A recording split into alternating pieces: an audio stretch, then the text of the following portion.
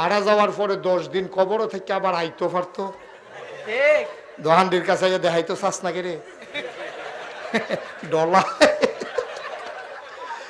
কাও ভাই সাহেব কিরম কাও কিরম ফয়লা ডলার লাগে তো 3 ফল্লা কাফন নাই কয়ার পরে দি সামরা কই কিরম ডলা কিরম কয় তক্তার উপরে তক্তা দিয়া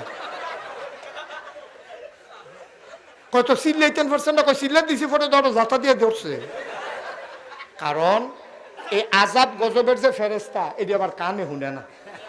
আল্লাহ বানাইছে এই পদে কানে শুনলে তো এটা মায়া লাগবো, এটা কানে শুনে না। তে যে ফিডার লোক উমাগো কইয়া চিল্লা ফেরেস্তারা মনে করো ফিডা হয় না বাড়াই দেওয়ান দরকার।